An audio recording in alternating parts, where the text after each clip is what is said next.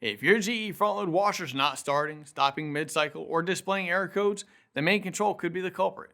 I'm William with AppliancePartsPros.com, and today I'll show you how to test and replace it. Don't worry if it's your first time working on appliances, it's easier than you think. Let's get started.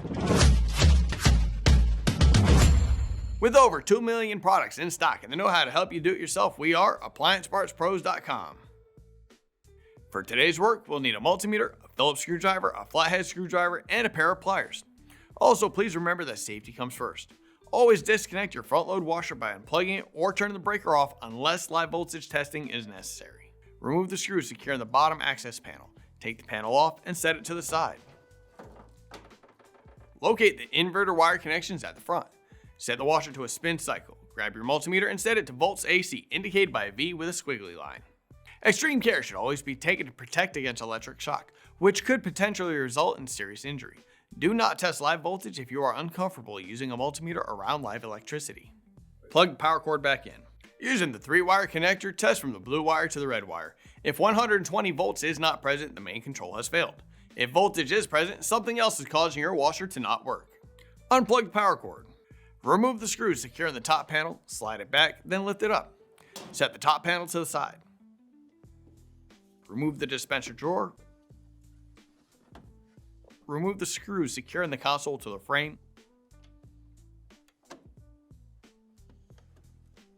Disconnect the wires from the main control.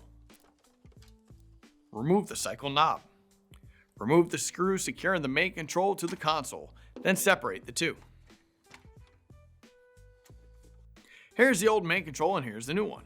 If you've already got one, great. If not, you can pick one up at AppliancePartsPros.com. Secure the main control to the console with the screws that were removed. Install the cycle knob. Connect the wires to the main control, then set the console back into place and secure it with the screws we removed earlier. Reinsert the dispenser drawer. Install the top panel and secure it with the remaining screws. Plug the power cord in, and with that, we're done. Great job on getting your GE front load washer back up and running.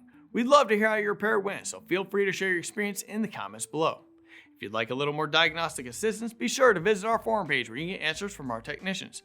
Links in the description. If you found out that you still need a new main control, just remember to grab your model number and visit AppliancePartsPros.com.